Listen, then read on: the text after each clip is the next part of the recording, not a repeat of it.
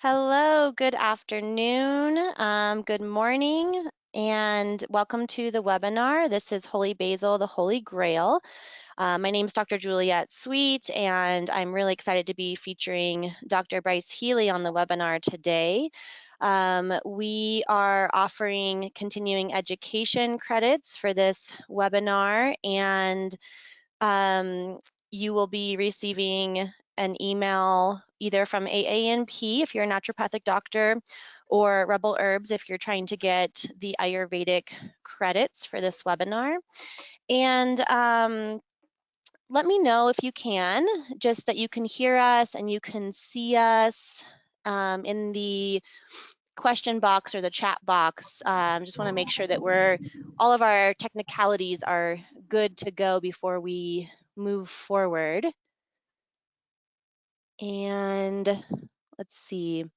So it looks like they're only able to see part of the PowerPoint. I think we dealt with this last time. Dr. Healy, are you able to share your main screen instead of just PowerPoint? Let's try that and see if that works. Okay. That change Yep, it? there we go. That changed Okay. it. Now we can see it all. And so, great. So let's go ahead, and I would love to introduce Dr. Bryce Healy. He practices in Hilo, Hawaii on the Big Island, and is definitely doing telemedicine during this time. And he is a licensed naturopathic medical doctor focusing on holistic mind-body therapy, homeopathy, and detoxification drainage therapies. He's been licensed as a naturopathic medical doctor since 2015 and has been researching different medical, health, and alternative healing systems for the last 8 years. He's done extensive study and research into biofield technologies and uses the principles of resonance and frequency enhancement in his approach to health and wellness. Prior to medical school, he studied general biology, philosophy, and psychology at the University of California in San Diego. What he was able to discover for himself, and has helped numerous people realize, is that healing involves a rebuilding, reprocessing, and rewiring of the entire human body and mind. He is able to guide you on diet and lifestyle changes in addition to aspects of mental modification, physical detoxification, emotional purification, and spiritual regeneration. And I got to meet Dr. Healy in person during the Naturopathic Hawaii Doc Talks this last January. And so I'm really, really grateful for um, having him join us here today, and really looking forward to all of the awesome things he's going to teach you guys about Holy Basil, the Holy Grail. So I'll pass it over to you, Dr. Healy. Thank you so much. Thank you, Dr. Sweet. Glad to be here and hope everyone listening is doing well. So today we're going to learn a lot about Holy Basil, what a wonderful plant medicine this is.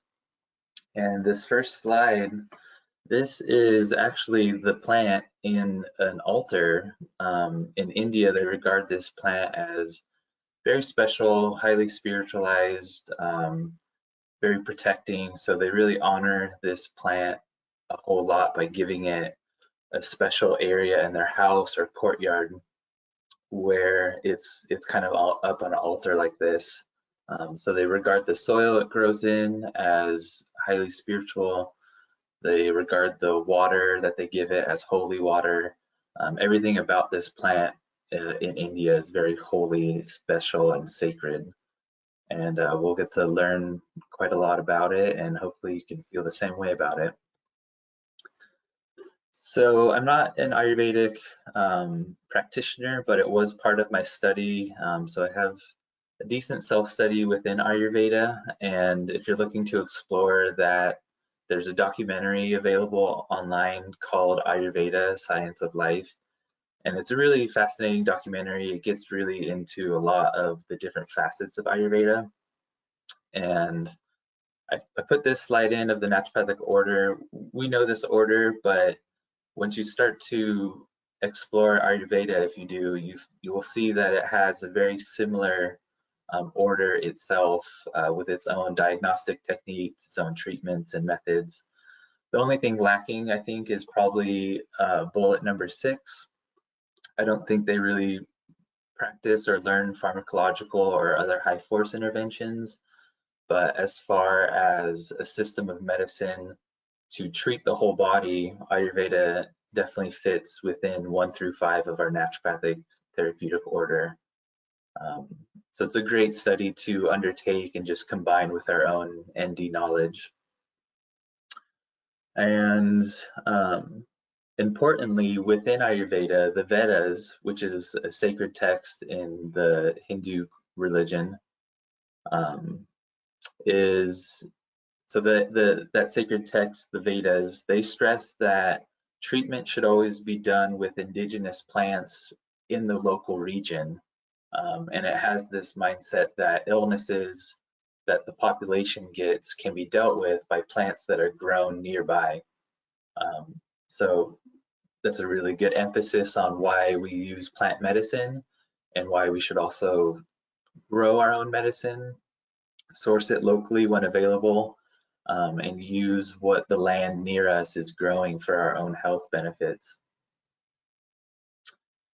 So the plant we're learning is Ocimum sanctum. That's Latin for Holy Basil. In India, it's also called Tulsi. And this is a perennial aromatic plant, can grow up to about 1 meter high. It's in the Lamiaceae family, which is also the mint family. So it has very similar characteristics to those mints with a square stem, opposite leaves, and leaves as it grows in the vertical are square to each other at a 90-degree.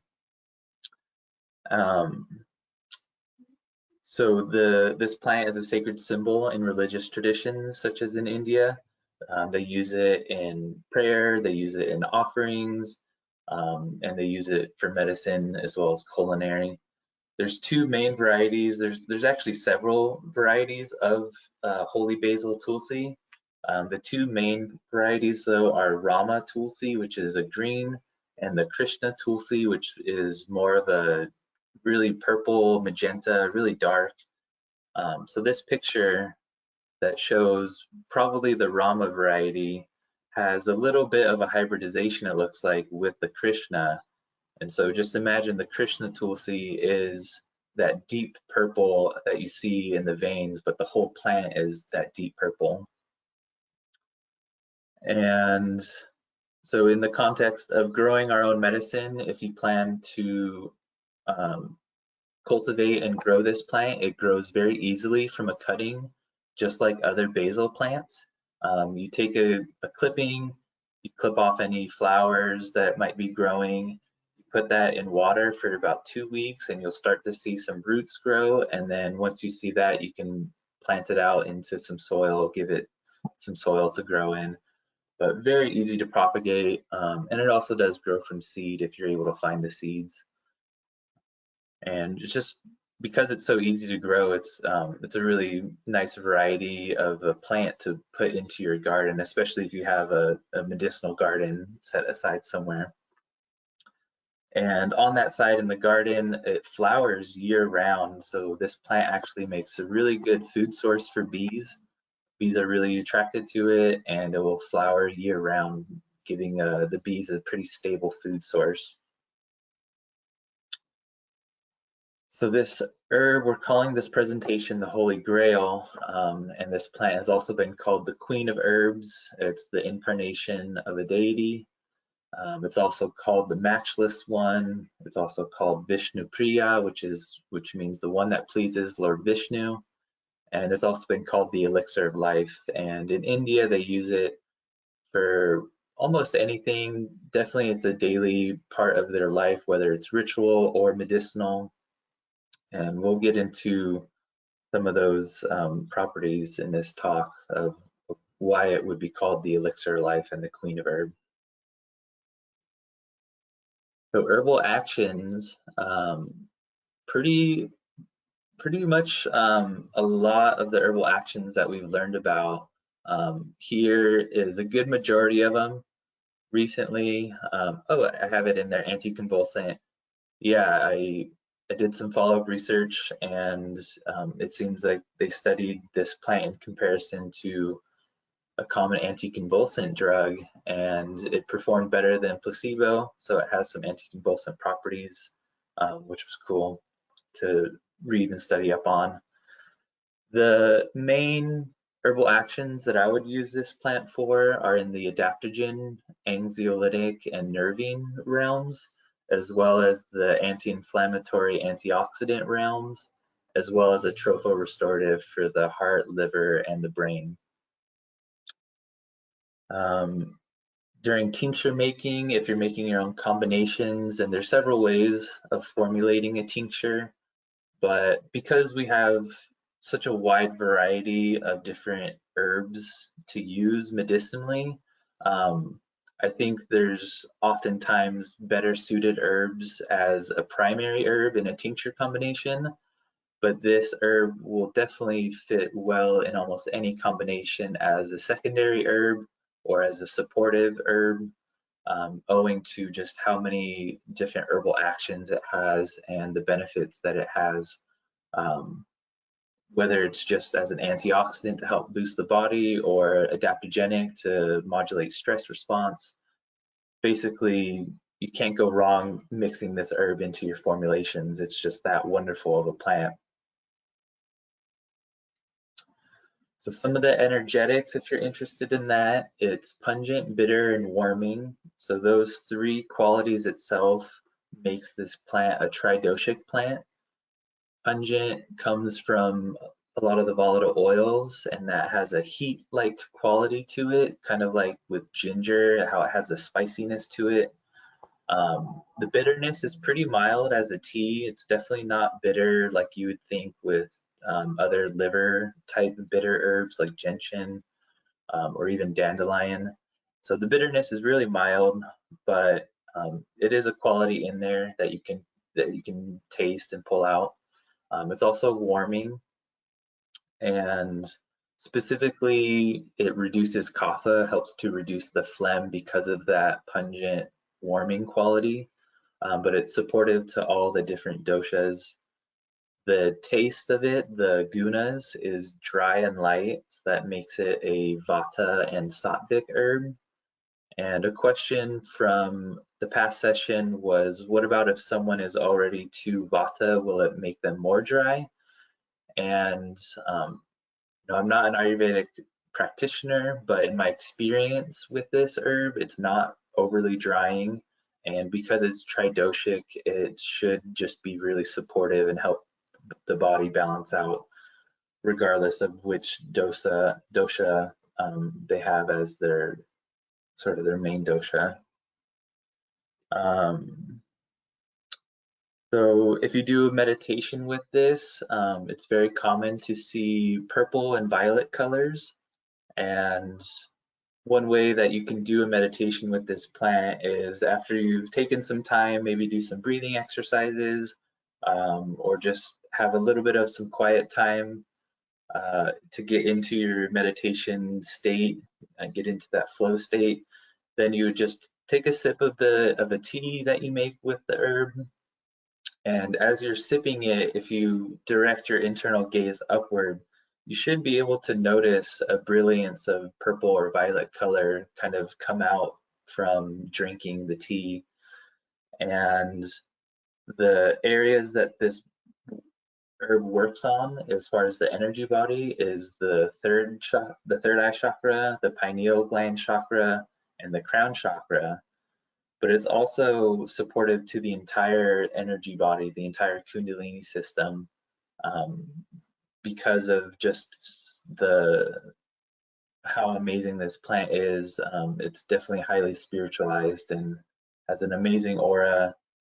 Families that grow this plant, they grow it for their protection of their family. They grow it to have that spiritual connection. They give it offerings as well as them using it for their own benefit. So it has a really protective, nurturing aura to it, as well as medicinally is very nurturing and protective for the body as well. So some of the traditional uses are fresh juices or as a tea. And this was the first time I came across a plant being juiced, but it makes so much sense. If you're growing an abundance of it, you could just juice the leaves of this plant and have a little drink of the fresh juice of the leaves. And there was actually a study done on that, and the juice helps to heal ulcers in the stomach. It was balancing for the mucous membrane while also having an antimicrobial effect for whatever was causing that ulcer. So this is the tea I made from a powder of the Holy Basil. It was a combination CO2 extract as well as a hydroethanolic extract that was powdered. So as a powder, it adds to water very easily, makes it very easy to incorporate into a lifestyle change for someone while having medicinal benefit. Just by having a daily tea, you can get your therapeutic levels of this plant. They also use this plant topically as a poultice or just as an oil that you can rub and massage the body with. Spiritual protection. They would use it culinarily as well. They would just kind of take a clipping and add it into their soups or meals like you would with a Thai basil. And then it's also used as a rasayana, which is a formulation of many herbs typically to help promote longevity, to help strengthen and nourish the body. And if you've gone to an Indian food restaurant, you will see like a lassi on the menu. And a lassi is considered a rasayana type beverage where it's nourishing and strengthening for the body. Another example of a rasayana is called chavanprash, and holy basil is an ingredient in most chavanprashes, if not most other rasayanas as well. So some of the phytochemicals, they're going to be mostly from the leaves, stems, flowers, and seeds. Not a lot is used with the root, and it's really mostly just the aerial parts, typically the leaves themselves. And you get some different phenols in there. Eugenol is one that is typically in high amounts in this plant, and that is antioxidant, antiviral, and antiproliferative. There's also rosmarinic acid, which is characteristic to all of the Lamiaceae plants. So that's also going to be in other basils. That's also going to be in lavender. And it has a really wide range of biological activities. It's hard to pin it down to any specific thing. Some of the main volatile oils are eugenol, carvacrol, and sesquiterpene chlorophyllene. The carvacrol is also high in the oregano plant and has a lot of biological activities, very antioxidant, as well as having NSAID effects that comes from carvacrol. It behaves similar to an NSAID, but without any liver or mucous membrane damage. So that allows this plant to be used as you would typically for an NSAID for fevers, aches and pains, any inflammatory issues. And there's actually a co-drug that is being developed in addition to the carvacrol. They're using carvacrol as a backbone for this NSAID drug that's being studied.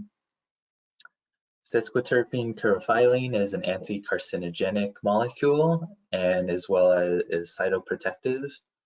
So that kind of goes into how protective this plant is in general. A main flavonoid is orientin, and orientin has a radioprotective effect because of how well it can scavenge free radicals. And this would make this plant a great adjuvant to someone receiving radiotherapy, radiation therapy. You can give this plant to them. It hasn't been studied whether it's interacting with the radiological agent, but if you're wanting to help protect the other tissues, you can give this plant 30 minutes prior to their treatment and give at least a saturation to the tissues to be protected from the radiation therapy. There's triterpenoids in the leaves as well. A main one is ursolic acid, and that has anti-cancer as well as many other biological activities.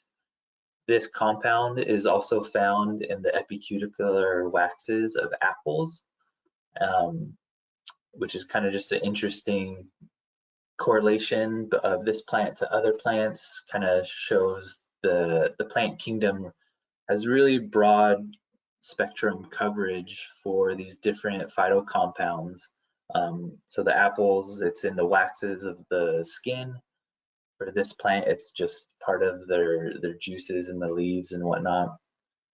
There's also another triterpenoid called oleanolic acid, and that's oleo coming also from the olive, so that's where they found this compound originally. But oleanolic acid is antiviral, hepatoprotective, as well as it has anti-tumor properties. And then there is a sterol, a main sterol is beta cytosterol, and that is chemoprotective, antipyretic, and anti-inflammatory, immune modulating, raises DHEA. And if you look at the molecular structure of beta cytosterol, it looks very similar to cholesterol, and actually most similar to DHEA, so it can actually just fit right into that pathway with DHEA. And plants are the only manufacturers of beta cytosterol. It's very difficult to synthesize that compound in the laboratory, and since it's only in plants, it kind of highlights a need to use plants in our life, whether it's just culinary, we're eating them, or medicinally to have that affinity towards plants, because they're a warehouse, a manufacturing warehouse of compounds that we just are only tipping the iceberg of, you know.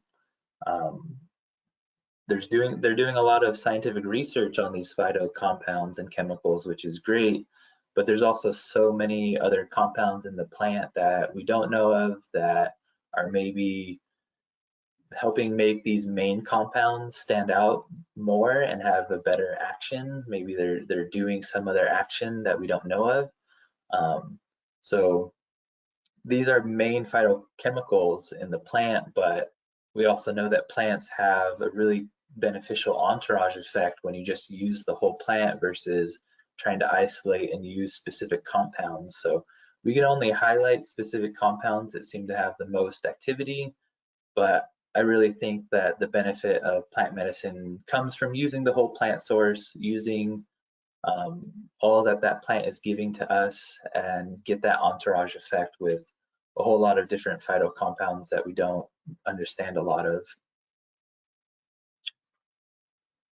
And within the compounds themselves, so if you're into gardening or any type of horticulture, maybe you've come across a system called Korean natural farming. That is when you take a plant, you harvest it, and you let it go through a fermentation where you then collect the fermented byproduct, kind of just like a big bucket of the fermented juices, and you distribute that back onto the land, giving it back to the plants. And what they see in Korean natural farming is when you do the fermentation with these different plants, you get this enhanced effect on the soil microbe, as well as an enhanced effect on the nutritional level of the plant itself. So seeing that this plant has so many amazing properties, it kind of came to mind that you can do a similar Korean natural farming process with this plant and give it back to the land as a foliage spray or just as some other beneficial liquid to give back to the microbiome of the soil. And what made me think of that is that they would give this plant to their animals as a feedstock to let those animals also get health benefits from the plant as well. So if they're feeding it to animals, it seems like you can do this process where you can ferment it and give those juices back to the land and back to the plant.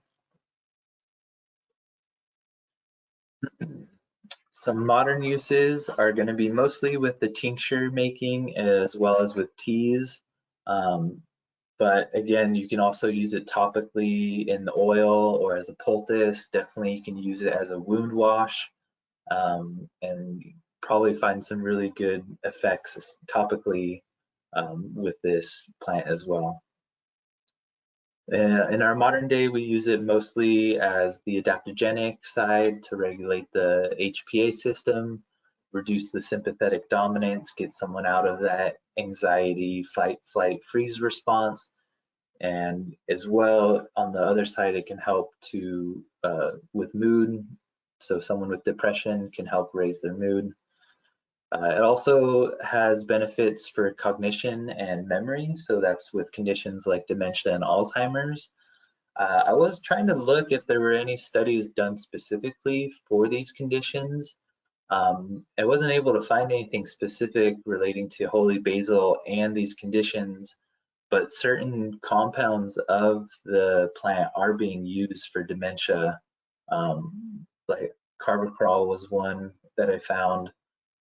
That molecule itself seems to have a really wide range of uses, besides just having NSAID activity as well. So this plant, you can also use it to decrease an excessive immune function, like with allergies and asthma, as well as to improve a suppressed immune system, such as from a chemotherapy or radiation exposure, where their immune system gets wiped out and they're suffering from that. So this would be a great restorative herb for that person, especially because it's a rasayana, it's nourishing and rejuvenative. It helps to promote longevity. So that would be great for cancer patients, chemo patients. As well, this would be a good plant for diabetes as well as metabolic syndrome. It has some blood sugaring, lowering qualities. Some really easy and beneficial and effective combinations would be for memory and concentration to combine it with ginkgo and rosemary. If you're looking more into the adaptogenic side, then definitely combine it with our typical adaptogens, Withania, rhodiola, schizandra, avena, as well as for the blood sugar control, curcumin and cinnamon. Good combinations, great flavor combinations as well with that one. Can't go wrong combining it, really. There are some certain precautions and safety that we'll talk about, but once you screen for those, definitely, I hope you make this plant part of your options for combining, whether it's a tea, a tincture, topically. Definitely, this is a plant that we could involve ourselves with daily, whether we're growing it or we're using it medicinally. So some of the safety with this plant, they regard it as safe for daily use for most people. As a dried leaf, they recommend anywhere from 300 milligrams dried leaf all the way up to 1.8 to 2 grams of dried leaf. If you're using it as a tea, you can definitely do the 2 grams per cup as a tea. As a fresh juice, which I'm definitely going to explore that, try to find some around here to grow. And you can do 10 to 20 milliliters of the fresh juice. As a tincture, very safe levels. As a tincture, 3 to 5 milliliters up to 3 times a day can be tolerated. It's recommended to take this plant for at least a week to 1 month to really get the adaptogenic benefits and really get a lot of these phytocompounds into the body, into the liver. But there was also a follow-up study done that people that took the plant for a month noticed for a month afterwards that they continued to feel the effects and feel the benefit of this plant. So some caution with it would be with anyone wanting to become pregnant. There were some animal studies done, and this plant showed to reduce sperm motility as well as sperm count. And then for females, there was a study done on rabbits that it raised progesterone, which when that happens, then you have decreased oocyte formation. So for anyone wanting to become pregnant, definitely leave this out, um, just to avoid any of that complication. But there hasn't been studies done on the anti-fertility effects on humans. These are just on animals. But because we've seen that, obviously let's play it safe and not risk any interaction with expecting mothers. Similarly, no effects on lactation, whether or not that is negatively affecting lactation or producing any compounds that are negatively affecting the newborn. But I wouldn't leave it out at the same time because you can use it topically as a massage oil and it has the adaptogenic stress relieving benefits. So it would be a great massage oil for the mother, for the infant. Um, as an infant oil, which is really common in India to massage infants with different medicated oils. Um, I think that would be really beneficial for the newborn to get that massage oil. Just one on the stimulation side of getting all that stimulation of the massage, but when you have these medicinal herbs in it, then you're also providing you're enhancing that growth and development of that newborn. So definitely can still use it with these populations, just with some care, with some caution, as well as with anyone that is hypoglycemic, because it is used in blood sugar control and will lower blood sugar. You want to caution your use with a hypoglycemic person. For me, this plant is definitely a lifestyle type herb, really easy to use daily, whether you're doing a tea, and that would be kind of that main lifestyle change is to just use your medicine as food. You have your daily tea where you add the powder to your water and you just can take that to go. Um, and it just is a great plant to incorporate into our health to improve our health. Uh, and on top of that, since it's so easy to grow, might as well grow our own medicine and you can do your own medicine making from your own plant, which is just amazing. I've tried to grow a few plants here in Hawaii. They haven't done too well where I'm at in Hilo. It's very rainy and wet often. So planting it out in the ground did not go successfully, but it did do well as a potted plant. And it needs that water drainage so that it doesn't just drown itself because of how rainy it is here. But I've had some success growing this plant, and I have the Krishna variety. I apologize, I don't have any pictures to back that up, but it's a great plant to grow. And even though it's in the mint family, it won't get crazy like the mints. It will just remain like a typical basil, get real bushy depending on how you're trimming it. Um, So great way to just involve yourself deeper with your medicine is by growing it. Let's see, we're at, I ran through that a little bit early, quickly, unfortunately. That's all I really have about this plant. Definitely can open it up to some discussion and questions right now, Dr. Sweet, or if you wanted to present some of your additional content that you had for us.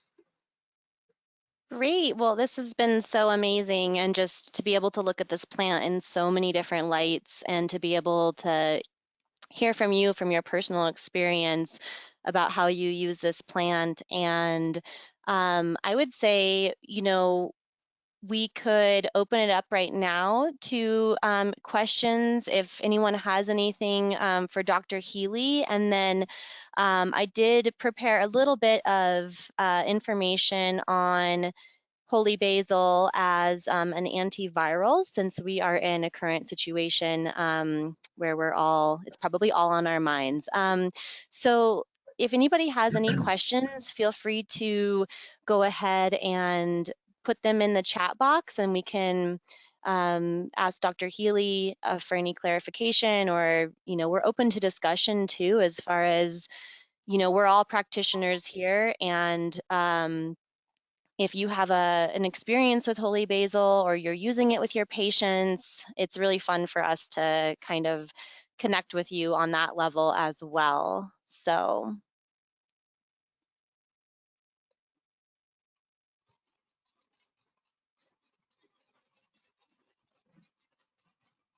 okay, well, I'm not seeing any questions at this time, but if they come Yeah. through, we can go ahead and address those, and we'll have some time at the end too. So if anything comes up, we can just keep checking back on that regard, and we'll talk a little bit more about Holy Basil as an antiviral. So I think once again, I just want to touch, I don't know if you guys saw the slide in the beginning. If you could go back one, Dr. Healy. This webinar is sponsored by Rebel Herbs, and so if you have any questions or comments post-webinar, so if they come up, after the fact, feel free to email me, and I'm in contact with Dr. Healy as well, so we can kind of keep an open dialogue going. But we'll go ahead and talk a little bit about Tulsi as some studies that I found in regard to it being an antiviral. And so, this is, of course, this information is not intended to diagnose, prevent, or treat COVID-19, but I did want to just talk a little bit about how it's been used historically and then kind of what it's been studied up against. And so I did find a study where they were looking at H1N1 proteins and how Tulsi compared to um, oseltamivir and zanamivir, so some of the antivirals that are used with that influenza virus. And what they're looking for is kind of how it binds to the proteins, and then it prevents the viral multiplication, and the things that they're looking for also when they're comparing a constituent of a plant, which in this case it was apigenin, I think is how you would pronounce it, but it's an active constituent in Tulsi, and then they were comparing it with the standard antiviral drugs. And what they're looking for is absorption, distribution, metabolism, excretion, and toxicity, and they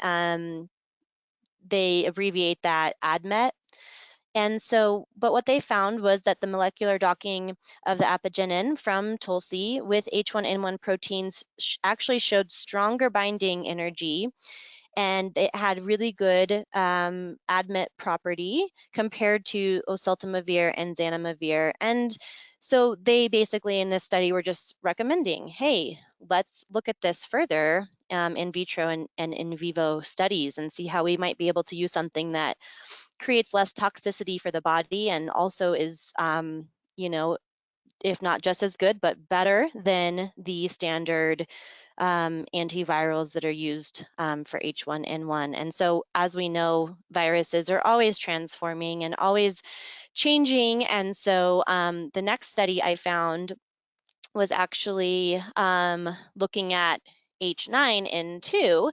And so, kind of looking at once again the antiviral properties.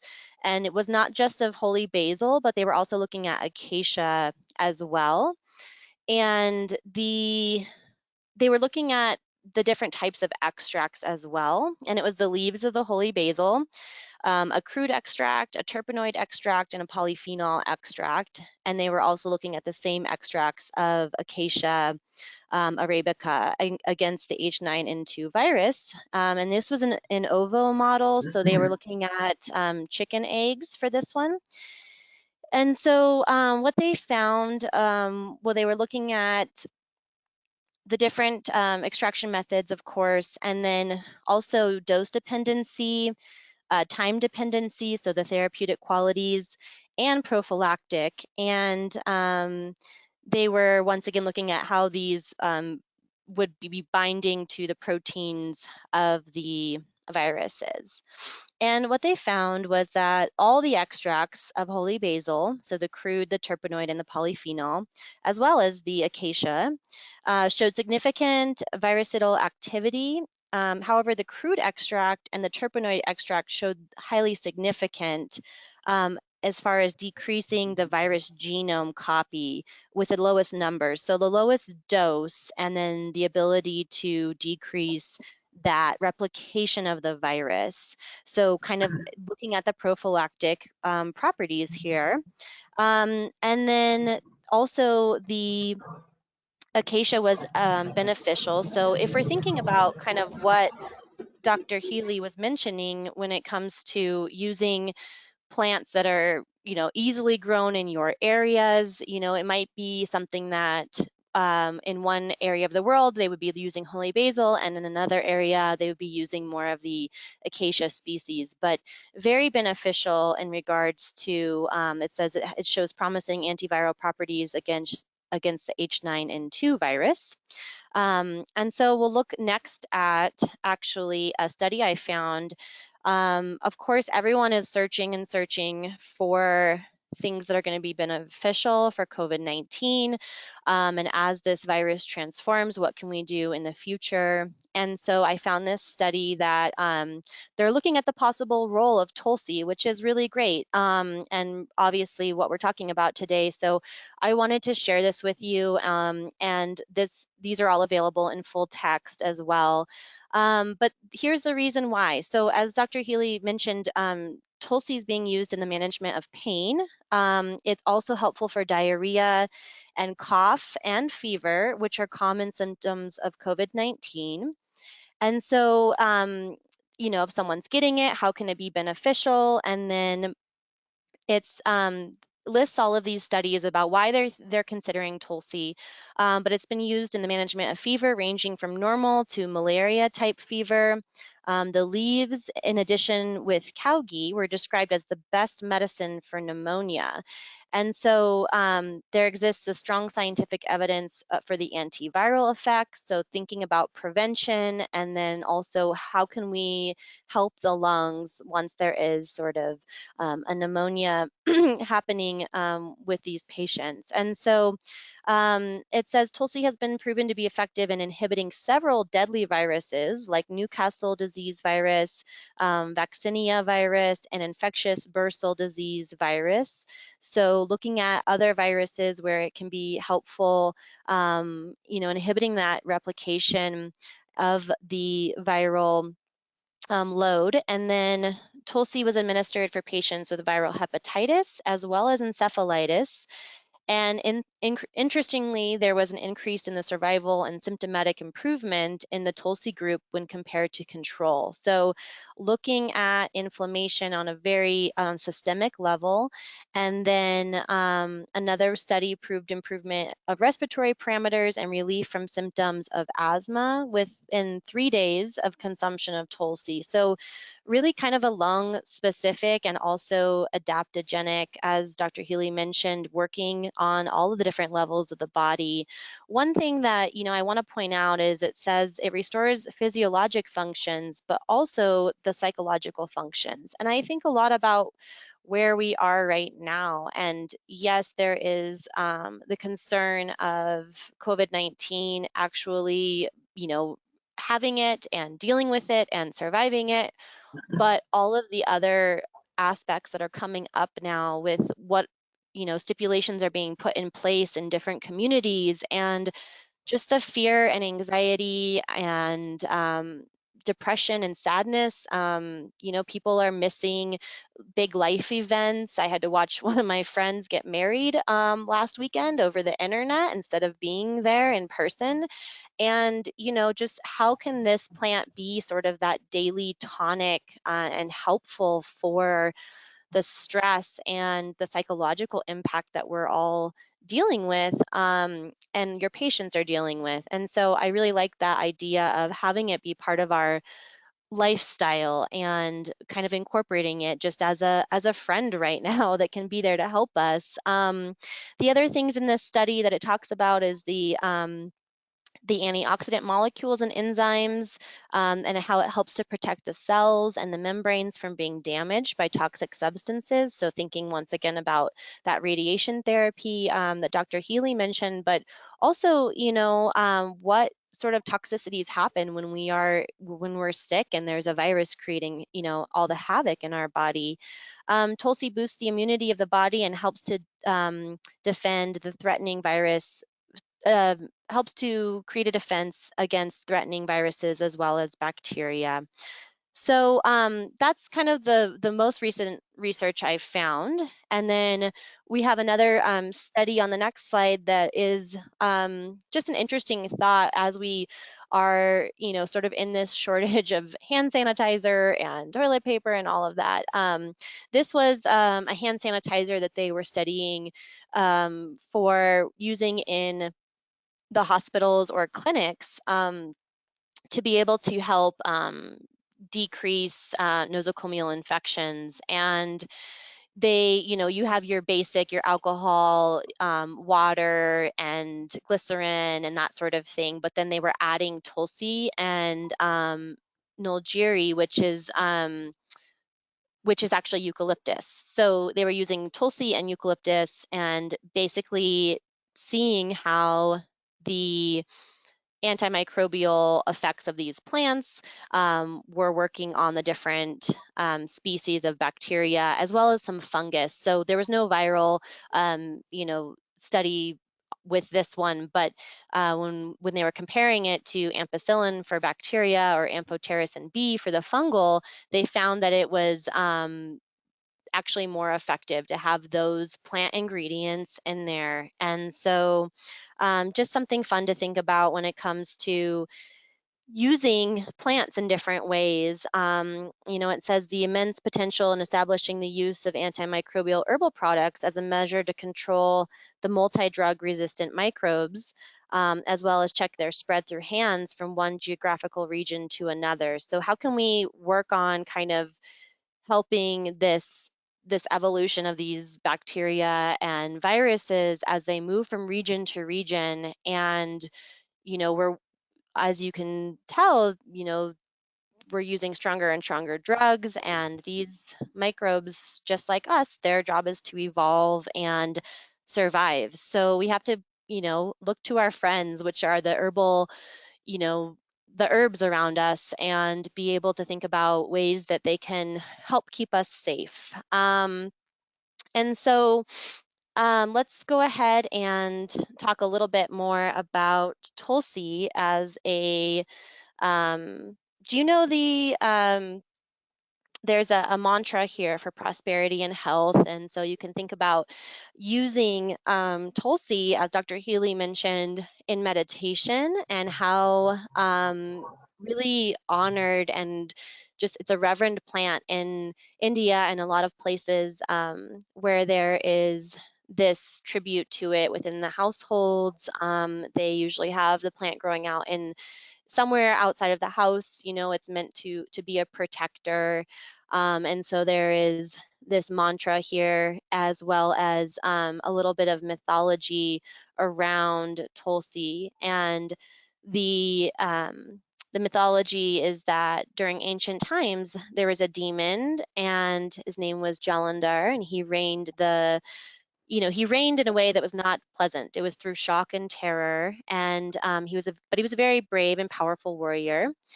And but his strength, I love this. His strength was derived from his wife, Tulsi, and it was derived from her devotion to him. So she had unflinching loyalty to him, and because of that, he was this strong and powerful man.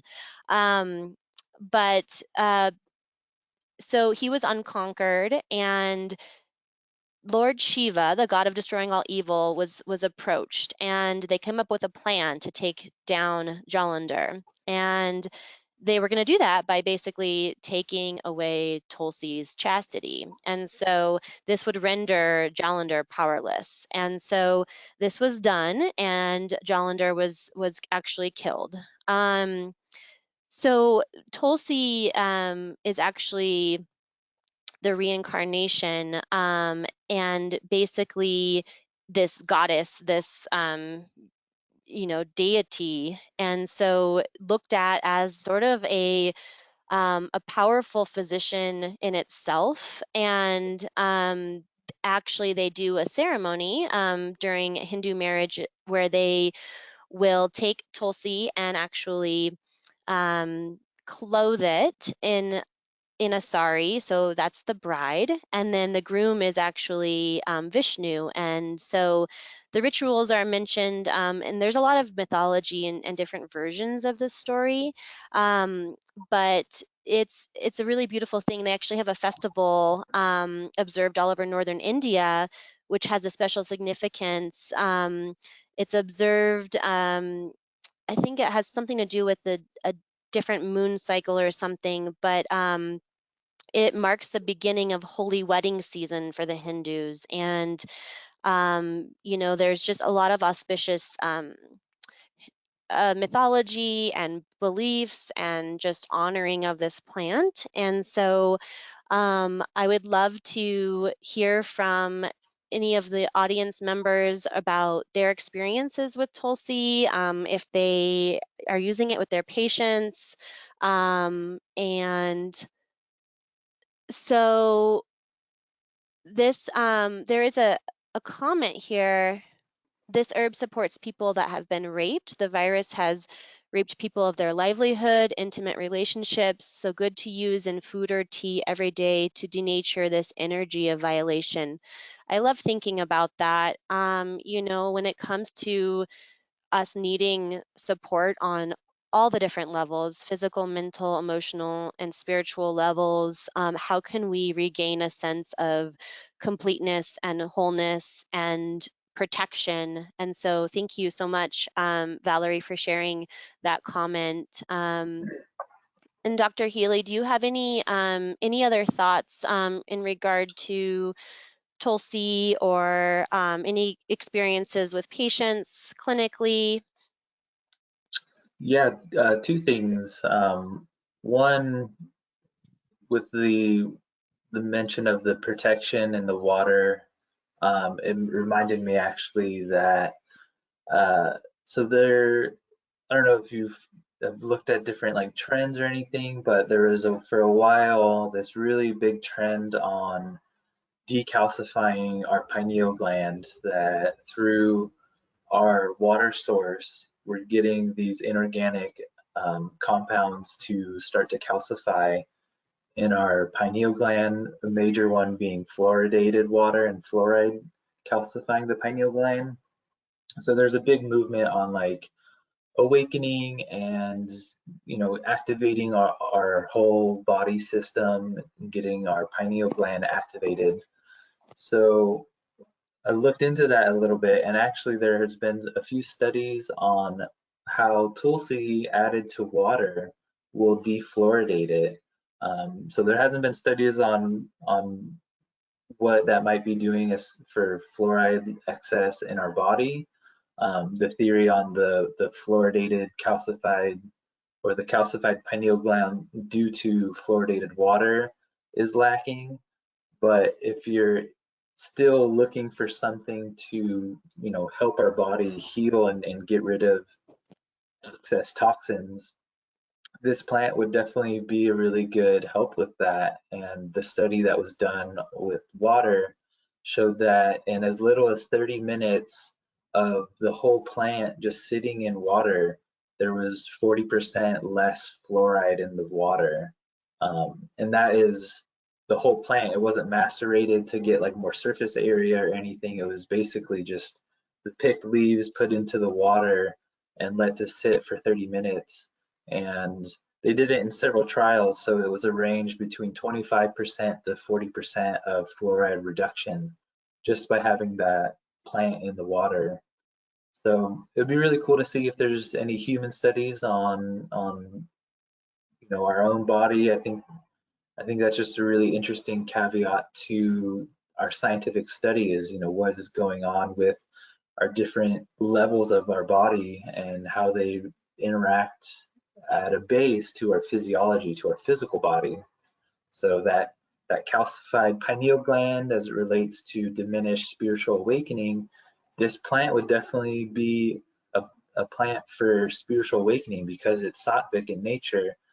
We don't know if it's doing a decalcification process in the pineal gland, but energetically it's going to be influencing that chakra.